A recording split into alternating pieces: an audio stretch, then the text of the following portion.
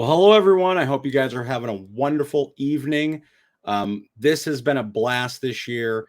This is our final Q&A of this season, but it's last but not least. Definitely not least. I'm here with the director of Us Together Alone.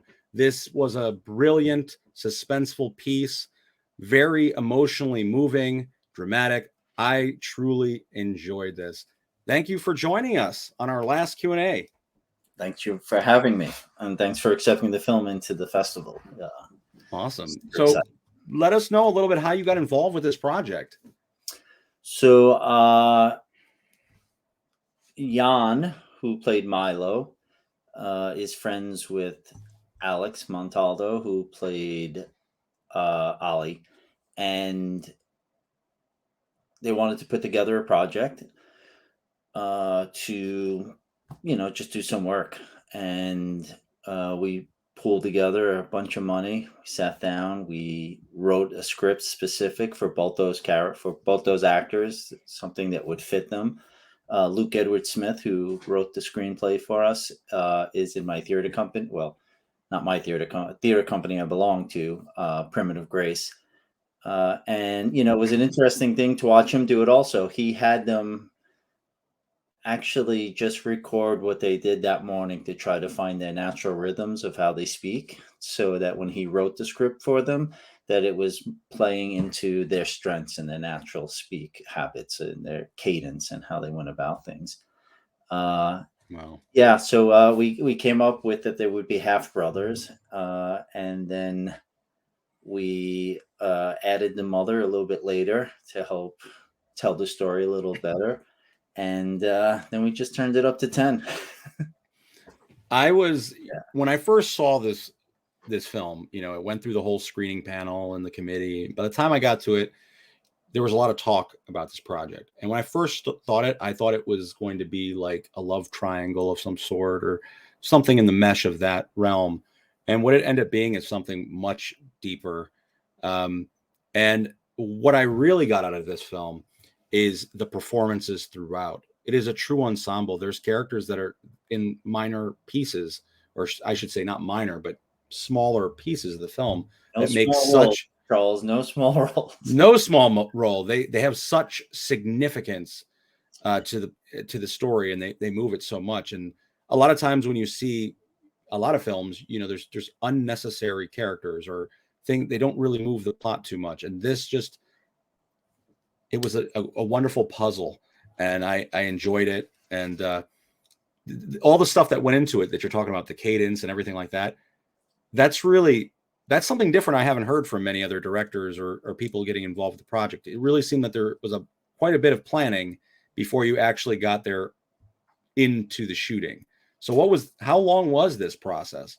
It actually went faster from sitting down to discuss what would be possible ideas and how we'd go about putting this together to actual day one of filming was probably 4 months. Luke put together a script. I gave him some notes. We went back and forth. We, butted heads a little bit over certain things, trying to figure out the best way to go forward with it.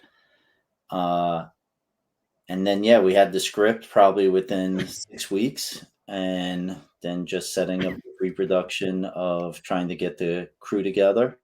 We had a tremendous crew. Carlos Cardona DP'd it, who is an incredible director himself. And this being my first film I've ever directed, having Carlos, who I'm very close with, there for me to help me through any issues that would come up was super beneficial for me. And probably from, we filmed it in 3 days. So it was probably about 8 months all said and done. Wow. It's very surprising. Every time you talk to independent filmmakers, you always find out something new, or it's something that just surprises you. The fact that you just said this is your directorial debut is surprising. This is quite the debut to be starting filmmaking. Normally, like if you saw my debut, it was a train wreck, It was a learning experience, and I'm proud of it. But it was a train wreck. I wasn't sitting there, you know, giving masterful storytelling. And one of the things you brought up too is you said butted heads a little bit. And I think this is important because I think any film, you know, that's worth it, you're going to have some challenging decisions to make. And there's so many creative people. It's like a tug of war. Absolutely. How did you?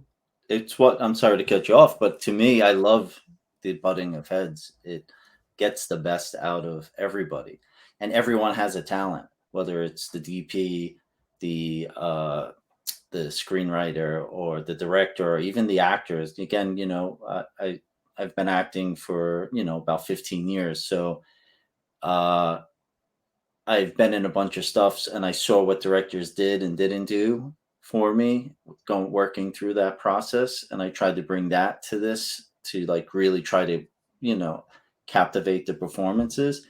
But the butting of the heads is what makes everything. If everyone agrees with you, then it's going to be bland and boring. Yeah, I mean, and then probably one of the biggest fights I've had throughout the whole process is with the editor, Nick Ciccarella. So, and I think he did a tremendous job also. I'm really, really happy with the final product. But much like a writer, you know, doesn't want to cut lines because they're children. There's shots that you've got or liked or loved, and they just don't cut in well enough, and it's going to hurt the film, and you're going to have to give up performance for cutability. And Yeah. in the end, I think the performance was, I mean, all the actors were amazing. Jan and Alex, who played the adult brothers, were amazing. Eddie and Anthony, who played the younger ones, never acted before, the children actors. That was their first time ever acting. Lacey, who played the mom, and George, who played Frank, which is kind of funny. We did a feature film, it's probably coming up on 10 years now, called Second Chance. And Carlos directed it. George, who played Frank, played Lacey's dad in it. And I acted in it also. So it was like reaching out to people that I've worked with prior, knowing that it was my first time directing. I wanted people I was comfortable with and comfortable with me and trusted me, and going forward. And then Maya, Mia came on at the very end also for us, and played Milo's girlfriend, who, she did a wonderful job for us also. Yeah. That's an interesting thing you brought up, the fact that you went back to people you knew and you were comfortable with. I've actually had a few Q&As recently where the directors made similar choices and I like to give people chances in the projects, but I would never tell someone in their directorial debut that there's already so much on the line, money, your reputation, to go, hey, let's just make a wild card choice your first time around, because you've had enough experience over the 15 years working with people that you knew, I can trust this guy to do the performance I need, or that he's easy to work with and whatnot. And so you kind of made the right choice. And it's interesting that other people have the same, outlook on that. With that said, the actors in this film, they went to very vulnerable places. And I always like to know, what do you do as a director to get the most out of their performances and make them feel comfortable on set so that they can really go to those deep places to give you the performances you need? My personal approach to it is to just constantly bombard them with just tell them they're doing a great job, they're making the right choices. Just look for it, discover it, find it, don't be afraid. I'm not going to make you look bad. That seemed to work with all of them. I promised them that I wasn't going to put something out there that was going to make them look bad, and to trust me and just to go there. I like to see where they're going first, to try to push them or cornhole them into a certain performance that I visualized as that scene working doesn't benefit anyone. I just let them go. And, sometimes I'm really, really surprised at where they took it or where they went with it, and it worked. And other times they went too far or went the wrong way. I never mind too far. I think too far is, you know, and having actors who are directable. If they go too far, you just pull them down. That's easy, right? Like, all right, you did it. Let's just come down. It's when they don't go far enough. It's when they're under, and to Yeah. really try to push them. So I'll push them as high as I could get them, and then try to bring them back down again if possible. There wasn't a lot on this. They were pretty. They came in and they were well prepared, and they were all ready to go, and it was just minor tweaks. There were certain situations where I, helped a few of the actors, whispering in their ear to try to help them in more like a acting coach more than a director type of way, just so they would understand, what was at stake at that particular moment of what we were filming.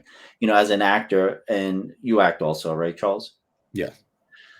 Sometimes through a 14-hour shoot day, you could get lost as to where you are within the story, where you are within that certain scene, and where you are within, you know, the relationship with that character at that particular time.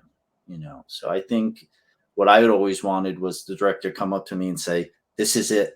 This is the part, and this is where it has to happen. It's going to happen here. Make the choice and make it happen." Uh, It's yeah. yeah, and I've never gotten that from a director, so it was always, Well, you have a unique perspective yes, of absolutely. what you need, and it's interesting because directors, you have to work hands on with your cast and crew, and it's important for, like, a lot of people. You hear stories about actors being kind of intimidated by the director, they're unapproachable, or they're a director, you're a dictator, and what it's like on the other side of the lens. Your vulnerability, your insecurities, they're out there for the world. So to pull it down, you talked about your actors going to such high places and then such lows. The one thing about this film is, your leading character goes to such extremes and I feel like if you're having a 14-hour day at those highs, to keep that stamina, to keep that going, that's a skill set. That is, you keep on igniting the fire. I mean, I'm sure he's probably you see movies like The Shining where Jack Nicholson is like doing jumping jacks before he runs to the door. Um, was your leading man like doing push-ups or, like, jogging in place before? He has a different technique, and it's Okay. funny because we I'm very, very, very close with Alex. So, and you're talking about Ollie, right? Yes. Yeah, yeah. So I'm very, very tight with Alex. We've done some off Broadway plays together, produced them, and I've done a lot of work. And this is my first time. Well, obviously my first time directing. So first time directing him, or working not alongside him as a peer, but over him. But we always have this argument over his technique and what he calls it. And we go back and forth whether it's method or not method, and he doesn't like to label and doesn't like to do anything. He he has his very own unique way of preparing, and he prepares very well, and he's a super serious professional, and he puts in the time and he puts in the work like no one else I've worked with prior. And he needs his moments, and he needs his time away, and he finds where he needs to be. And he was absolutely brilliant through it. Knew exactly where he was all the time. My nudges to him were just more of like, let's bump this up a little more. This is, we want to see something a little more here. Just minor adjustments to it. But yeah, he was fine with, he was absolutely, he didn't do jumping jacks. He would never do that, but he does his thing. So No, I was always curious how people keep that energy pumped throughout scenes, and it's, everyone has their own awesome. method to it, and high energy performances, and like I said before, you have such nuanced characters that the mother in the film, uh, something about her character really moved me. I know that there was a lot of notes taken, in regards to screeners about the mother's performance. It was a little haunting. And this actress is someone you've worked with in the past as well?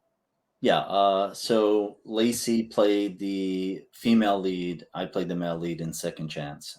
Uh, we Okay. had met actually at, and I saw Larry Rosen I saw on Facebook, Larry Rosen was at the festival. Yeah. Yeah, yeah. So I met her at the Northeast Film Festival uh, years ago, and I saw her do a film called "Suck It Up, Buttercup" that I played. see. I actually seen that years ago at a different Yeah, festival. Wow. that's her. She played the lead in that also, and then she just fit perfectly into this role that we needed for Second Chance, which was a feature. So I met her way back then, and then we worked on that film, and then we've been in contact throughout, and helped each other out through situations or each other's films and stuff. And yeah, she jumped on board. She's great. Yeah, she is great. And it's funny because you saying that now is bringing back memories for me, because my very first film 10 years ago Mm. premiered at the Hoboken International Film Festival, that premiered at the Paramount Theater where we had our opening night last Friday. And during that weekend that I was showcasing my film, I remember Suck It Up, Buttercup. That was about 10 years ago. I remember that playing there as well. Yeah. And I sat through it, and I remember being like in awe. I was like, wow, this is pretty awesome. I think it was about 10 years ago, 8 years ago, something like that. But at least 10, I'm thinking. yeah, I remember that film. And it's funny. It's like, I knew I recognized her. I guess that's where it was from. Yeah. That was a feature, I believe, at the time. No, I think Was it? No, I think it was a longer and short. Maybe. Oh, okay. Yeah, I know I've seen it. It was years ago, and I recognized the face, but a brilliant performance nonetheless. And I was just curious, not getting too deep into this, but what did you find more challenging? Looking back, reflecting, as an actor or as a director now? What's hard? Oh, director by far. Yeah. Far. It's not even. And I've produced a bunch of films over the years. Also, never directed, but produced and acted and produced, which is very difficult also at the same time. But nothing compares to being a director, and just the amount of responsibility and the knowledge base, and having to know what everyone's doing, and guiding them in the correct way. As far, just to make sure you get your shots and your setups. Yeah. Well, you did this in what, 3 days? You did the production in 3 days. 3 days, and it was tough. Were they these long days, and what did you do to stay on topic throughout them? Yeah, we just pushed through. We had Dustin Williams, our producer, who was right there with the clock telling us we got to move. It was a difficult, it was just difficult location. We shot in my mom's house, and it was just really difficult to light it. So we had, we would shoot one side of the room and then shoot the other side of the room. But it was just difficult. It came out great, but it took time. It took time to create the aesthetic that we wanted. Yeah. One of the things that I noticed about this project, and a few other people did, and they brought it up, is your sense of spacing in shots and the way the films were shot. Everything, like the wide shots, characters are separated in such a way. Was there an intention behind why, for example, the mother shot is almost very reflective in the beginning of the film, where the kids are sitting on the sofa and she's sitting there, and everyone seems so separated. What was your intentions behind shots like that or other shots in the film? I like space.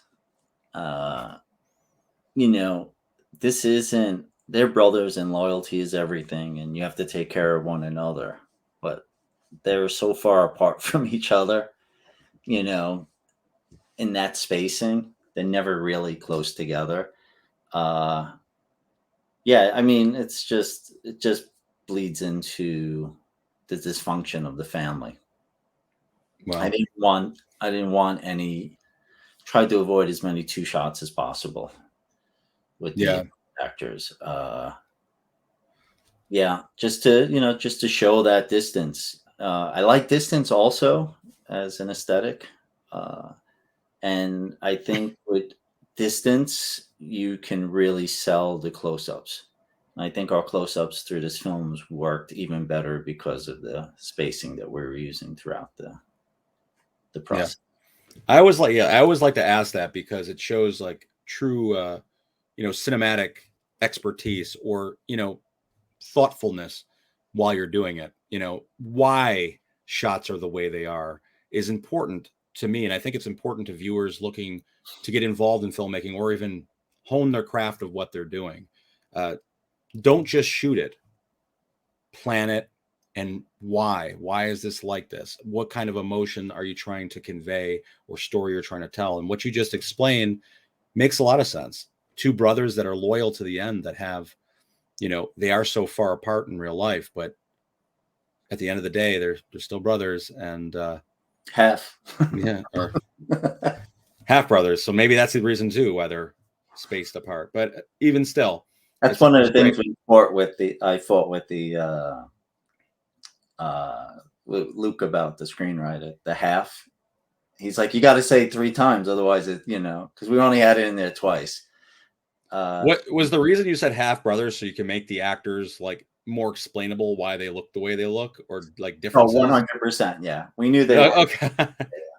So, So that makes sense. Like, so we went with same mom, different dads, right? okay. Uh, yeah. And there was the backstory behind it. And hopefully, if someone sees it, is interested in possibly expanding it or, you know, moving it into maybe an episodic or a feature. Yeah, the backstory behind it and what happened with the mom that particular day and Yeah. why he's having this conversation is really, it's super interesting. And how they become who they've become is is interesting also. Who took them under their wings and how did they grow up to be these two, you know, this total dysfunctional, human beings who just don't, don't know what's really right because of the way they were taught. Yeah. Doing this was, up to this point. So, like, I guess I could give spoilers, right? No one. Yeah.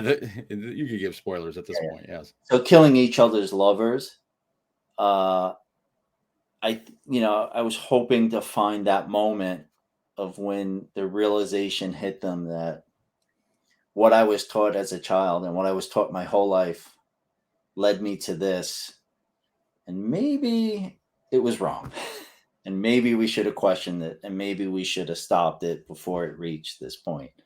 But as we know in society, uh, a lot of people don't want to, learn new things or willing to learn new things. And they just are hammered into the way they were brought up and what they were taught as young, and they don't think for themselves. And when you do that, you end up with Milo and Ollie. Yeah. Um, It's like a tragedy, and it is. yeah, it's a full But it's tragedy. Yeah, it's intriguing. It's a deep tragedy, though. It's a character reflection, and it's a thought piece. In the final frames of the film, and even like I said, some of the shot choices you've made, it's like you pause as an audience member for a moment, and you're wondering what's next. And that brings me up to the idea of, you were saying that a potential of a series or a feature film. The entire time I watched this project, I thought to myself, there's more to the story. There's so much more that us as an audience are curious about. There's questions unanswered. There's stories that we want to dig into. And the idea that this could potentially be a feature, that's something that you guys you're looking to get funding for, see how this goes, or yeah, absolutely. Funding's the hardest thing.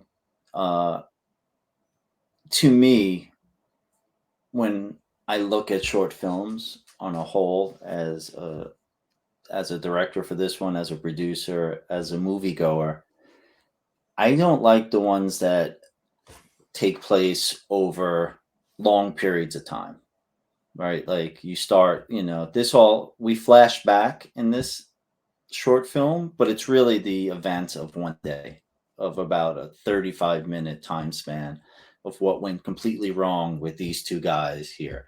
And we flash back to give a little history as to why they are the way they are. But I like just showing that slice of life, that half hour, 2 hour moment in someone's day when everything just blows apart. And because of that, there's so much prior, there's so much after, there's so much leading into it. And I think if you do it right, and I hope we did it right with this, then you have those questions like you were asking, like there's so much more. I want to know so much more. And, people are interested to find out, well, why did they do that? Or why did they do that? The one question everyone asks is, why did Ali have to do what he did? And it's an interesting, we know the answer to it, right? But it's interesting to see how people try to, figure out why they did that, or why he did it, or why he didn't do it. And it's a question we get asked all the time is, why did he have to kill Frank? And then why, it's funny. I shouldn't say it's funny, but it's anyone from Brooklyn doesn't ask why they killed Milo's girlfriend, but anyone like in other states or whatever are like, well, why did they have to kill the girl also? And it's just interesting that Brooklyn and tri-state area people like understand she saw too much and it couldn't, they had to do what they have to do to protect. Got to go swimming with the fishes. Yeah, they had to protect their thing, what Yeah. their thing is, and she just saw too much, and it's there was no Yeah. other choice. And we had a scene where he looks and goes, like gets the nod of like, yeah, you could do it. You know what I mean? Like Ali looked to Milo and Milo gave him the nod. We chose not to use it. We felt it was stronger to do it the way we shot it and the way we did it. And then also I had in my original plans, it was almost like dueling banjos with the strangle is how I planned on, showing it like, dueling banjos and the strangling happening. It was Charles, it was so intense. And it just, Nick, told me, he's like, yeah, I don't know if you could, you're taking away from, it's all going to become about that. And it's going to be, but it was brutal. And, so we decided and we stole from a very popular movie. We won't say what movie it is, but we stole the Blackout back and forth. You were inspired by a very inspired by, yes. Inspired by. It's brilliant that you said that though about the other scene that you cut, because like I'm thinking about it now as you're saying it, where he gives them the nod, something that you cut out of there. I thought that would have been extremely powerful, but also like heartbreaking. In a heartbreaking moment that you come to the realization you have to do it. Like, yeah. But I guess it still came out well. But now I'm thinking about it, it's like, man, that'd have been a different type of emotion, I guess. Yeah. It just didn't read. Yeah. Which is fine. But yeah, I had a lot of fun. Yeah. So I did my second film recently. I learned so much on this film that I think it really helped. Like you said, your first go is like you have no idea the enormity of it. And I learned, from a few mistakes timing wise and knowing to get out of the shot. Lingering too long, you mean, or No, I don't mind lingering. I like lingering, letting the camera run to see what happens. I like that. I like to start the camera early. I I like the actors not to know I'm filming them sometimes. There were a couple of shots in this that Nick used pre-roll, as we were, we grabbed a few shots of them, not knowing that we were filming them. And we used a couple of those before, we slated. I think performance-wise and knowing that you got what you wanted and just being more confident that I got the performance I want, I got the shot I want, it's good, we can move on, and not try to do 20 safeties just to have, safeties. Yeah. Well, it makes everything easier. Like if you're going to do 20 takes and like everyone's going to get burnt out, the enthusiasm behind that as well diminishes. And we live in a time now, it's funny because a lot of people still have this mentality like to cut immediately. And, but the fact is, like, this isn't like I worked with an older guy in my first few projects who he remembered working with film. And, back then film was very expensive, cutting it, whatever. It's all digital now. You're gonna waste a little bit of terabytes or whatever, but that's a lot different than difference film roll. Yeah. You can let it roll a little longer and see between 2 terabyte and 4 terabyte hard drives, very little. Yes. So I think more directors and cinematographers for them, just let it roll a little bit. Let's see what happens in these performances, and let's not start from square one, for each take. And let me tell you, the professionalism of all the actors on this, of not cutting themselves at all. Even when they screwed up, they powered through it. And some of those screw ups were really good too. Yeah. And then they're like upset, and I'm like, don't be upset. That was brilliant. I loved what you did there. That, we hesitate, we stutter, we do different things, we don't find the words we want when we want them. That happens in everyday conversation. It doesn't need to be perfect. Dirty it up, just make it real. Yeah. That's what it is. If you feel the emotions, if you're not going totally off kilter, like how much of this that we see is scripted, or is there any improv incorporated by the actors in their performances? No, it was all scripted. Okay, yeah. That's good too. That just shows the professionalism, because a lot of times, actors take that liberty and they run with it. But yeah, great that they and that's the other thing, that one of the things I learned going into the second shoot is script wise, getting the script really into a shootable script. And we were very, very wordy in Us Together Alone. So I wouldn't say we improvised, but we cut. That day of, we cut. And they were great because they were, off book and ready to go. So when I realized that we were just getting a little too wordy and we didn't need like 2 or 3 more sentences in that scene, to just like, all right, we're gonna cut this down, and it's gonna be, instead of 7 lines, it's gonna be 3 lines, and these are the 3 lines which were incorporated in those 7, but they, this is what's important to get through at this moment right now, because we're in now things sped up, and it happened after we knocked out Frank. We had long dissertations about what are you doing, why are you doing this, everything else, and it's like, no, like you wouldn't have that conversation. We got to speed this up. And getting there and realizing and seeing it and watching it sit there on the monitor and hear it, we made the changes at that point. We're like, hey, we're never going to use this whole thing, so let's just cut this out and cut it down and just fire through it type of yeah, let's not waste anyone's time and effort. But it was losing. It was because it was getting wordy and it was too long. It was losing the momentum of the scene. Mm-hmm. It became. Well, that's very important too. Yeah, the arches of the scene, as the pacing. That's one thing. If you go a little too long in any moment of a script like this, you'll lose the audience.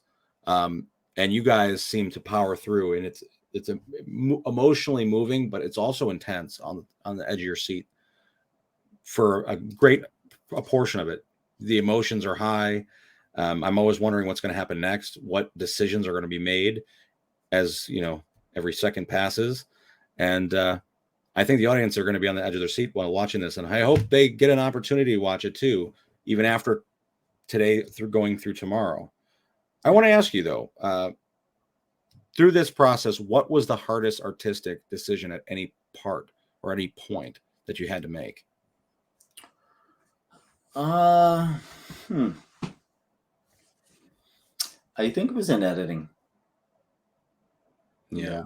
Yeah, thank God I had Nick, who, is a wonderful editor. I worked with him for years also. I did his thesis film when he was at SVA. He did a feature as his thesis film. I worked with him as the lead actor in his film. And then a couple more films, and then came on and he edited our feature film Second Chance, and now he edited this, and he edits a bunch of stuff for me now. Like, he's my go-to editor, only because I'm comfortable with him. But I think there were choices at that point that were difficult, I'll just say, of, what to show, when to show it, and how fast to show it. With pacing and, everything, trying to keep all that in mind. Again, because there's scenes that I absolutely loved that I wanted to run longer. They just, they didn't work. Yeah.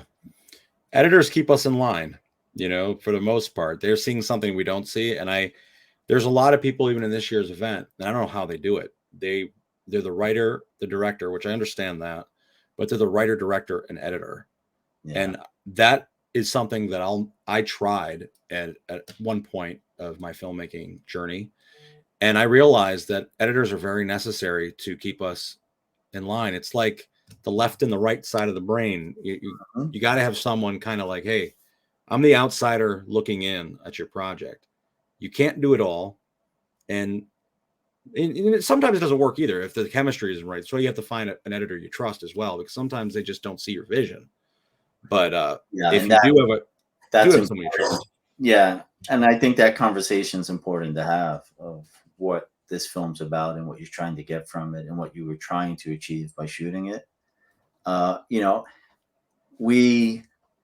I've produced a bunch of films, and when it came time to edit, a lot of the directors wanted to edit their own work. And my argument to them was always, they give an Academy Award to an editor. That's how important his job is. So if the Academy is going to give him an Oscar for the work he does, an editor is truly important, and there's a reason why he exists or she exists, that position exists. And it's exactly what you're saying. They don't have skin in the game. They're going to do what fits together best and tells the story best. And again, they're not going to fall in love with a shot or a scene or, a moment an actor has, which I had two that I had to, cut. For the most part, any person that I've spoken to, one of the reasons why they edit their own projects is a financial one. They're like trying to save a few bucks. And very rarely they're like, hey, I really enjoy editing. Unless you're an editor, I mean, you got already a lot of pressure on your plate as a director. And as a director or writers out there, we're always looking to make the next project. We're always like, right when that's done, I'm sure you were like, well, that was exciting. Let's get on to the next one. Editors are stuck with that project probably months after you finish that to pick apart every little element of the project, every take, every sound. It's interesting you said that, because Sunday night, we did Friday, Saturday, Sunday. Sunday night at midnight when we wrapped, I said, I'm never directing again. Really? Oh, so, and now you're what? You're on your second film, right? Yeah, second with a third coming. So, but I left that night saying, I'm never going to do it again. And then I saw the dailies, which totally inspired me and the next process. And then I was like, yeah, I really enjoy directing. One of the things I've been talking to directors about, and I've been trying to tell more people about, including myself, because a lot of people when we make a movie, we don't realize, like, in the moment, we're doing something really unique, a really special moment that's never going to happen again. No matter how many times you make a movie, it will never be like the days you were on Us Together Alone. Mm-hmm. That was a unique experience for your life, but very few directors sit back in that moment because they're so stressed out with meeting time, making sure that everyone's safe and happy and whatever. You got a lot on your shoulders, but very few times we sit back and say, and take in the moment and really like appreciate the moment. So we always end up stressed out, like pulling our hair out, like, thank God that's done. And then you look back and you're like, that was, man, I should have had a little more fun. I should have enjoyed it more during the time.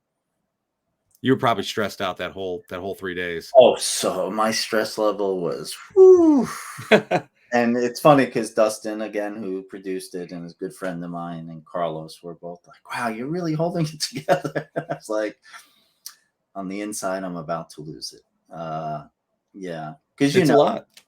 The fear of not getting it done, and there's I do it as a producer, and I did it as a director.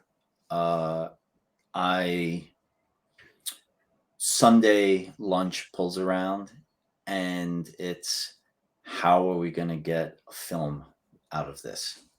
We're not going to make our shots. We're behind. We're not going to do it. How do we make this a film? Did we just waste 3 days and thousands of dollars, and we won't have a finished product? And I think that's like the most stressful, difficult moment, when you realize, oh, we gotta start cutting, we gotta start looking, and we gotta figure out how we're gonna get through this quickly and get it done well enough where it matches everything else and it's good and it's not just rushed at the end. And I'll tell you, the lesson I learned was, when that moment comes and you start to scramble on that last day, the thing I did was I put down my production book and lost sight of my shot list.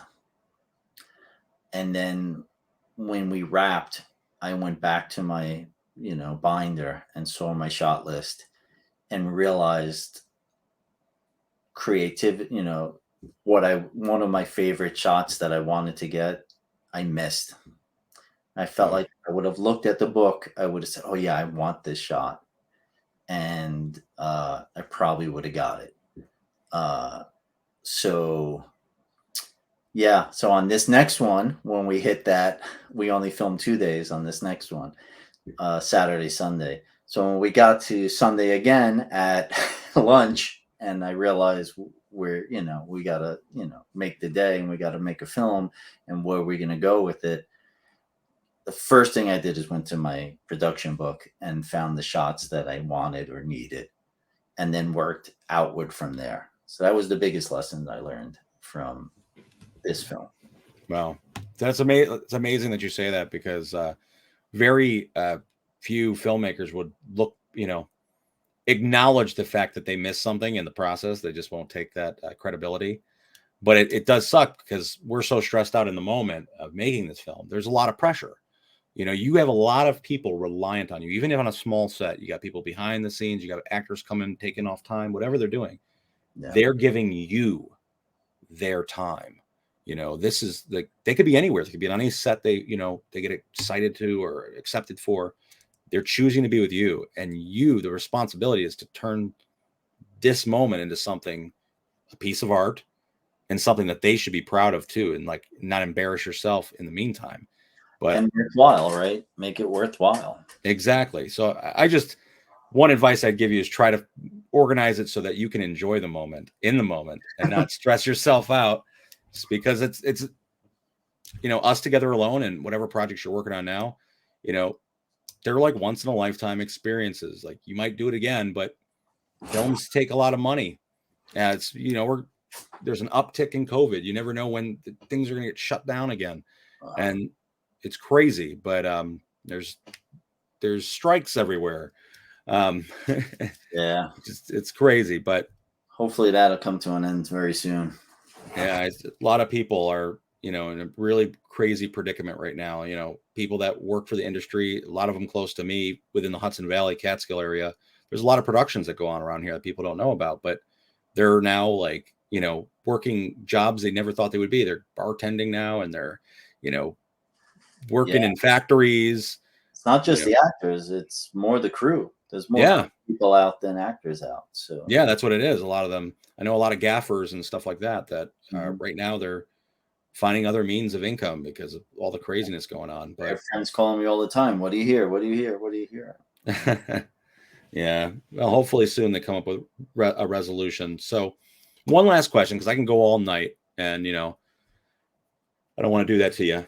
But you've learned a lot through this process. This has been a very insightful conversation. But to all the aspiring directors out there, people looking to tie up their boots and put them on, what advice would you give them before stepping into that type of role? Know what your direction is, what you want from the film.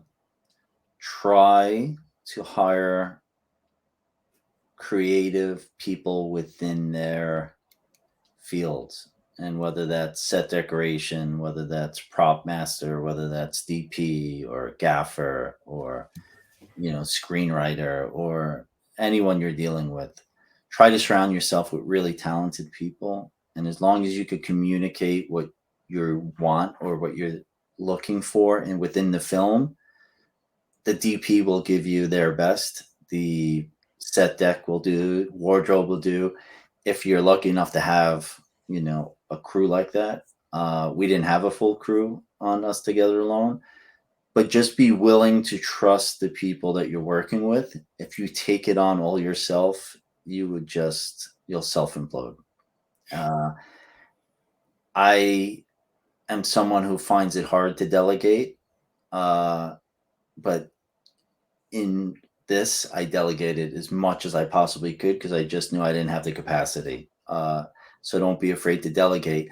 And if you surround yourself with talented people, creative people, and you allow them and give them the opportunity to be creative and not push back on them and allow them to really inspire you as a director, but inspire everyone else, then it's a much better, less toxic set. I've been on, and I'm sure you have been on toxic sets that are, you can't get any work done because it's nobody wants to be there. So just, yeah, surround yourself with talented people. Be very secure in what the direction of the film you want and the story you want to tell and how you want to tell it, and make sure that everyone that's working with you understands that, and then they'll do that work for you, and then you could concentrate on performance. Yeah, and be prepared.